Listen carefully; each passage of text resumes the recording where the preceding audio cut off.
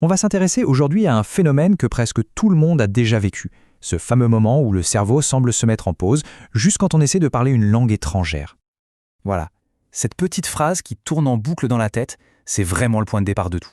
C'est cette frustration, presque universelle, d'avoir le mot sur le bout de la langue, mais impossible de le sortir. C'est rageant, non ? Alors plongeons dans cette sensation, ce fameux blanc. C'est un sentiment de blocage total, comme si notre propre cerveau nous trahissait au pire moment. Le scénario, il est super classique. On lit, on écoute des podcasts, on regarde des séries en VO, on comprend tout, ou presque. On a même passé des heures à potasser des listes de vocabulaire. Et pourtant, au moment de prendre la parole, de formuler sa propre idée, plus rien. Le vide intersidéral.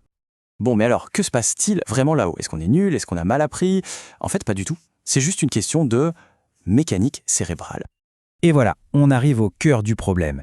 Il faut bien comprendre qu'il y a deux types de vocabulaire. D'un côté, le passif, c'est notre immense bibliothèque de mots, ce qu'on reconnaît sans problème, et de l'autre, l'actif, c'est la petite boîte à outils avec les mots qu'on peut utiliser comme ça, spontanément. Le souci, c'est que la bibliothèque est géante, mais la boîte à outils, elle, est souvent minuscule au début. Pour le dire simplement, le vocabulaire passif, c'est de la réception d'informations. Le vocabulaire actif, c'est de la production.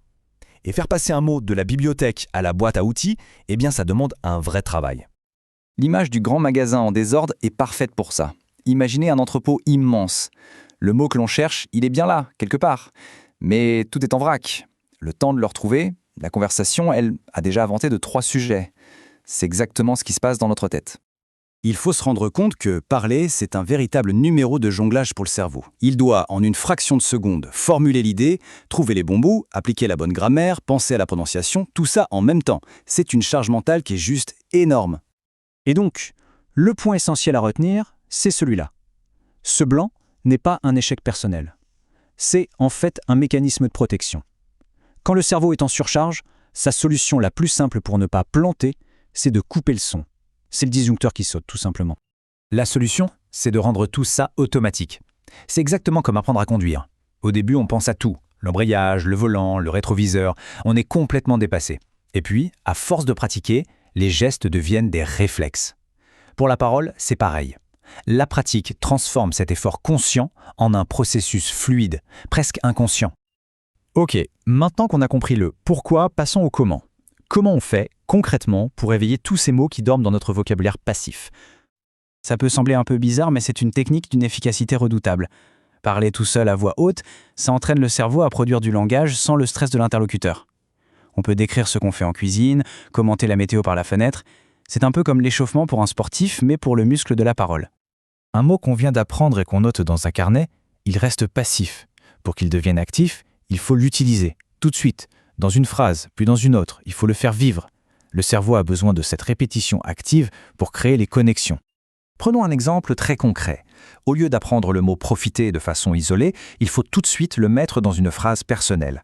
Quelque chose comme « je profite du soleil aujourd'hui ». Là, le mot s'ancre dans une réalité, dans une émotion, et le cerveau le retient beaucoup, beaucoup mieux. Il ne faut jamais oublier que le cerveau n'est pas un disque dur. Il fonctionne à l'émotion. Les mots qu'on associe à un souvenir, une chanson qu'on adore, un plat qu'on a dégusté, cela, il s'ancre dans la mémoire presque sans effort. Le contexte personnel, c'est la meilleure colle qui soit. En résumé, l'idée, c'est vraiment de lier l'apprentissage au plaisir. Écouter les paroles d'une chanson, regarder une série qui nous passionne en VO, se créer une image mentale pour un mot difficile, tout ce qui rend l'apprentissage amusant et sensoriel va aider à réveiller ce fameux vocabulaire. Abordons maintenant un autre obstacle, qui est moins technique et beaucoup plus psychologique, notre propre état d'esprit. Très souvent, le vrai blocage, il n'est pas dans la mémoire, il est dans la peur. Le stress, la peur du jugement, ça agit comme un rideau de fer qui vient bloquer l'accès aux mots. Le cerveau passe en mode danger, et sa dernière priorité à ce moment-là, c'est de trouver la conjugaison parfaite. Cette petite phrase, « Attends, comment dire ?» On l'entend tout le temps dans la bouche des francophones natifs. C'est bien la preuve que chercher ces mots, ce n'est pas une anomalie, c'est juste une partie normale de la communication. C'est vraiment ça qu'il faut intégrer. Il faut dédramatiser. Hésiter, chercher un mot, se reprendre, ce ne sont pas des signes de faiblesse. Bien au contraire, ça rend la conversation plus humaine, plus authentique. Personne ne parle comme un livre. Il faut complètement changer de regard sur l'erreur. Une erreur, ce n'est pas une faute, c'est une information précieuse. C'est le cerveau qui est en train de tester une hypothèse, de se corriger et de renforcer le bon chemin. En fait, chaque erreur est une petite brique de plus dans la construction de la langue. Pour finir, essayons de prendre un peu de hauteur. Apprendre une langue, ce n'est pas passer un examen. C'est avant tout une expérience humaine. Cette analogie du muscle, elle résume parfaitement la situation.